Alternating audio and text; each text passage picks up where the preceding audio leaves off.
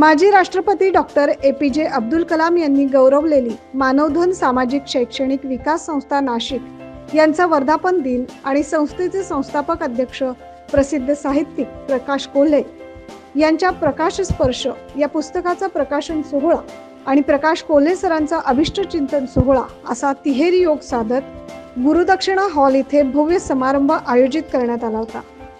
या निमित्तानं पुस्तक प्रकाशन सोहळा आणि साहित्यिकांच्या व प्रेक्षकांच्या तसेच शिक्षण क्षेत्रातील दिग्गजांच्या उपस्थितीत हा सोहळा मोठ्या उत्साहात पार पडला। मानवधन सामाजिक शैक्षणिक विकास संस्था ही आपल्या सर्वांच्या आशीर्वाद आणि सहकार्यानं 21व्या वर्षात यशस्वीपणे पदार्पण करत आहे।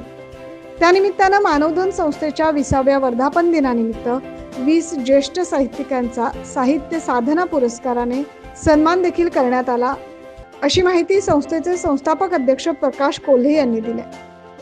या वर्धापन दिनाच्या निमित्ताने प्रकाश स्पर्श हे नवे पुस्तक प्रकाशित करताना समाजाला परिस्पर्श जसा लाभावं तसंच हा प्रकाश स्पर्श मानवी जीवन बदलण्यासाठी फलदायी ठरेल आणि या जीवनातून आपल्याला नक्कीच विश्वगुरु भारत नव्हे तर वैश्विक लेवलती माणसाला माणूस म्हणून जगण्याचं सामर्थ्य प्राप्त होईल अशी मी अपेक्षा बाळगतो आणि सर्वांना या मानवधन संस्थेच्या वर्धापन दिनाच्या निमित्ताने व पुस्तक प्रकाशनच्या निमित्ताने सगळ्यांना हार्दिक शुभेच्छा देतो।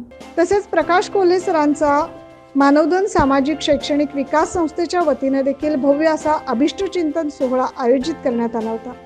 यावेळी त्यांचे पूज्य पिता श्री सुखदेव कोल्हे यांच्या हस्ते प्रकाश कोल्हे यांना पुष्पहार अर्पण करण्यात आला आणि वाढदिवसाच्या शुभेच्छा देण्यात आल्या।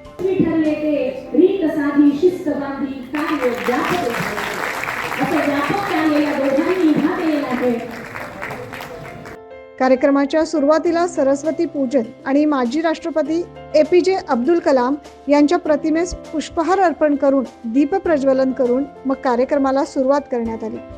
यावेळी प्रमुख अतिथी म्हणून यशवंतराव चव्हाण मुक्त विद्यापीठाचे कुलगुरू संजीव सोनवणे, शिक्षक पदवीधर मतदारसंघाचे माजी आमदार सुधीर तांबे, ज्येष्ठ गीतकार प्रकाश होळकर, KK वाघ शिक्षण संस्थेचे विश्वस्त अजिंक्य वाघ, संजीवनी उद्योग समूह व शिक्षण संस्थेचे संचालक विवेक कोल्हे, साहित्य साधना निवड समितीचे अध्यक्ष व नॅबचे विश्वस्त मुक्तेश्वर मनशेट्टीवार, वैशाली प्रकाशनचे विलास पोद्दार तसेच मानवधन संस्थेच्या सचिव ज्योती कोल्हे, प्रज्वल कोल्हे आदी मान्यवर उपस्थित होते। पुस्तक प्रकाशन सोहळा मान्यवरांच्या उपस्थितीत करण्यात आला। यावेळी प्रकाश कोल्हे सरांचं भरभरून कौतुक यशवंतराव चव्हाण मुक्त विद्यापीठाचे कुलगुरू संजीव सोनवणे यांनी केलं आणि पुस्तकाला शुभेच्छा दिल्या। खरं तर ही जी मानवधन संस्था त्यांनी एका विचारावर आधारित सुरू केलेली आहे। या संस्थेमध्ये वंचित आणि ज्यांचं शिक्षण केवळ आर्थिक परिस्थितीच्या कारणाने पूर्ण होऊ शकत नाही अशांसाठी त्यांनी ही संस्था सुरू केलेली आहे। अत्यंत संवेदनशील असा हा माणूस, विचारवंत असा हा माणूस, लेखक हा माणूस समाजाचा साठीचं उत्तरदायित्व पूर्ण करण्यासाठी, योगदान करण्यासाठी खरं तर ही मानवधन संस्थेतून आज 4,500 विद्यार्थी त्यांच्या या संस्थेमध्ये शिक्षण घेत आहेत। खरं तर त्यांनी आपलं एक जे खूप चांगलं पुस्तक प्रकाश स्पर्श हे केलेलं आहे। याच्यामुळे त्यांनी 41 लेख त्यांनी त्याच्यामध्ये लिहिलेले आहेत। आशा आहे की ते एक संवेदनशील विचारवंत असा लेखक या प्रकाश स्पर्शातून जेव्हा आपण ते वाचतो त्यावेळेला उत्तम प्रकारचं आपलंही एक शिक्षण त्याच्यातून घडतं, व्यक्तिमत्व घडतं आणि प्रत्येकालाही त्याच्यातून एक काही अशा दिशा मिळतील अशा प्रकारचं हे प्रकाश स्पर्श पुस्तक आहे।